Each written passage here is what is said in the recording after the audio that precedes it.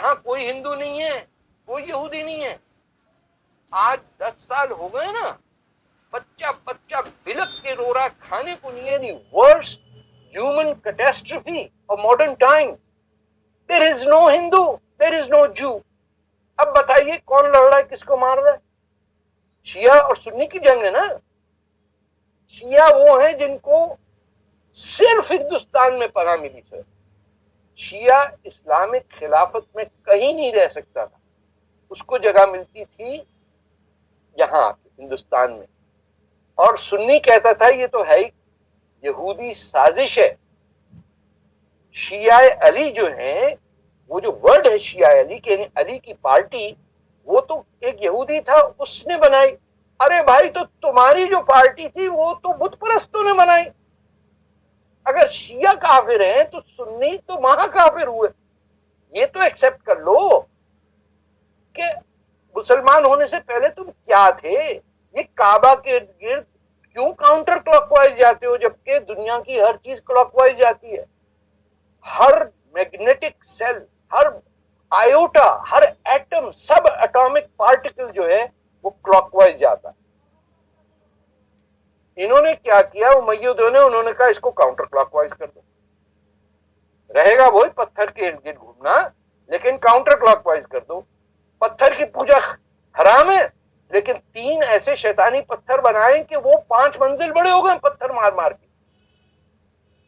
मुझे कोई एक्सप्लेन कर, मुझे इजाजत नहीं है एज ए मुस्लिम कि मैं पूछूं ये कहां से आ गए 3 शैतान। भाई हमारे यहाँ तो कोई पत्थर का पूजने का रिवाज नहीं है, तो कौन मार रहा है? और पत्थर नहीं मारते, लोटे मारते हैं।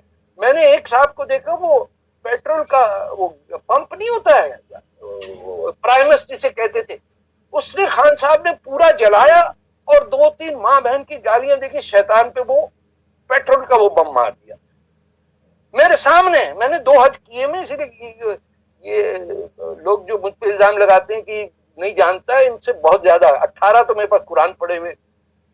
अब वहां जाके इतना गुस्सा कि आपने पेट्रोल बम, सऊदियों ने पिटाई लगाई, खान साहब को इस्लाम याद आ गया।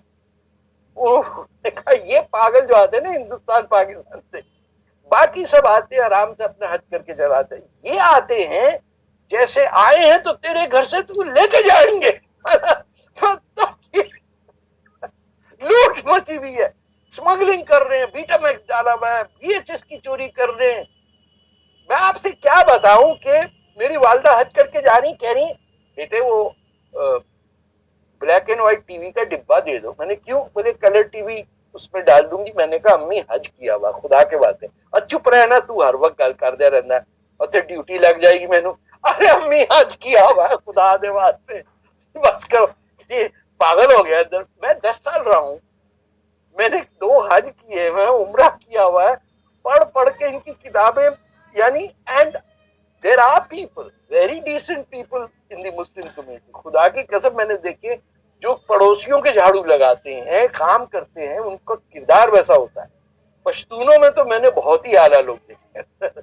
वो गफ्फार खान को आप दुआएं दें, उन्होंने बेलचा पार्टी वो सब कर करा के ही rendered people into decent human being. आपने जो हमें दिया है यूपी से, वो खामखा की एक पैन इस्लामिस्ट इंपीरियलिज्म हमारे यहाँ भेजी। हमारी जबान सिंधी है, पंजाबी है, आपने उसको आके आते के साथ ही कराची को कैपिटल बनाया। उन्होंने कहा हमारे यहाँ तो सिर्फ उर्दू चलेगी। वो जितने गुजराती सिंधी बोलने वाले थे बिकेम इलिटरेट, दफ्तरों की जबान उर्दू कर दी। तो वो जो पहले सिंधी वहां काम कर रहा है, जिसको उर्दू आती नहीं है, वो डिस्क्वालिफाइड हो गया। और हर आने वाले के लिए 5 आदमी की कमेटी बनी, जिसमें खलीकुज़्ज़मा आपके दिल्ली वाले भी थे। उनके पास आप ले जाए, बोले साहब बंटवारे में मेरी डिग्री खो गई। उन्होंने कहा अच्छा कहां से की थी? अलीगढ़ से की थी। ये ले छापा तेरा डिग्री। वो BA हो गया, उसको नौकरी मिल गई।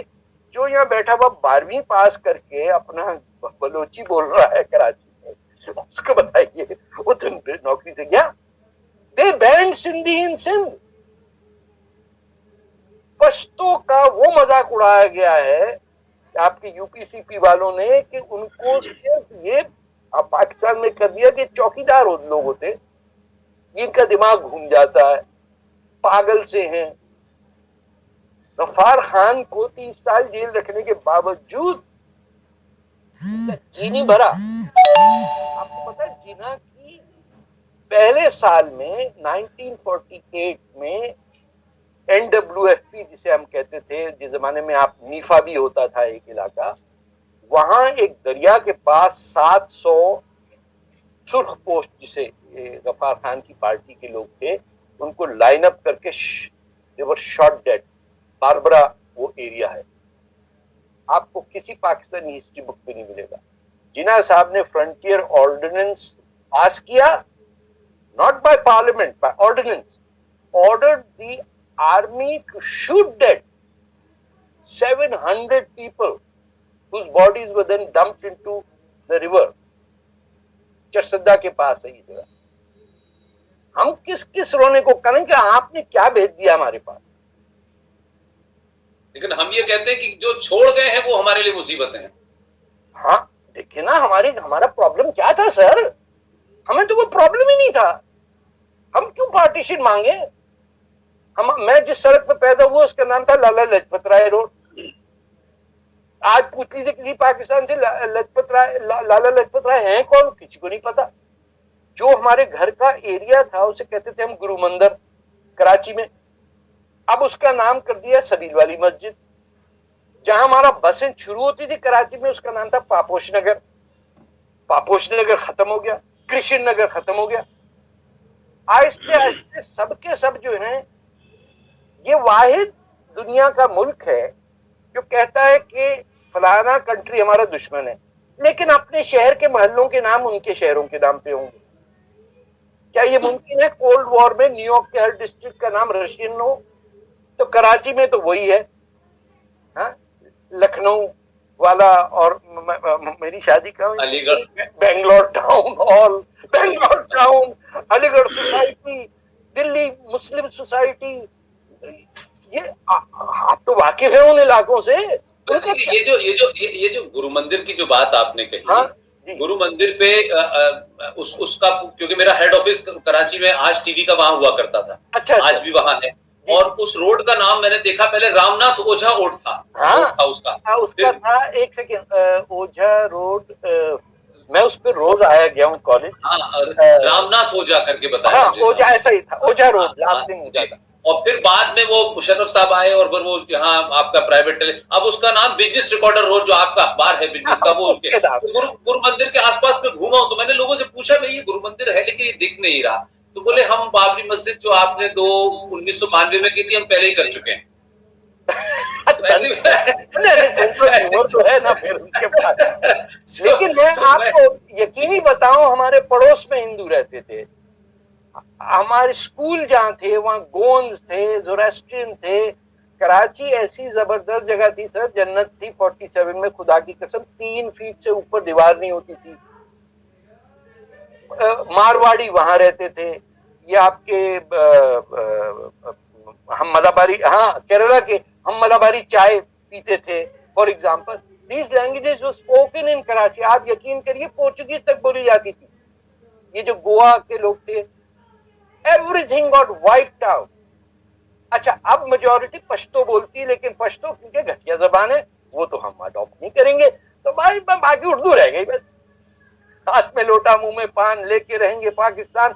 वो चले आए, ऐसी तबाही मचाई कि ये पूरा खित्ता, जब तक पाकिस्तान नहीं टूटेगा, जब तक हमारे होश ठिकाने नहीं आएंगे कि that means to be a Muslim is to take care in modern time. देखिए, यू हैव टू, इतनी भी हिम्मत होनी चाहिए कहने की कि मेनी थिंग्स आर इनएप्लीकेबल।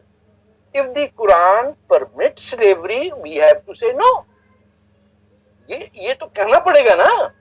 कुरान में खास है कि आपके स्लेव्स को क्या करना है, काफिरों के साथ क्या करना है, सारी आयतें वहीं तक, ये रियलिटी है।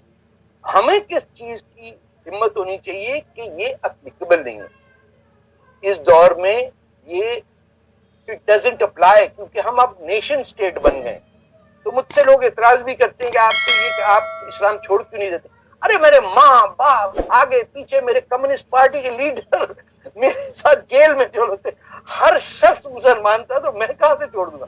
एडवर्ड सईद ने कहा था कि मिडिल ईस्ट में सिर्फ सांस लेने से ही कुछ 10-20 साल बाद आदमी मुसलमान थोड़ा सा हो जाता है। ये तो एक कल्चर भी तो है ना, ये सब कुछ है, लेकिन अंदाजा सोचिए कि सिंधी बोलने वाले को मुसलमान ठीक नहीं समझा जाता।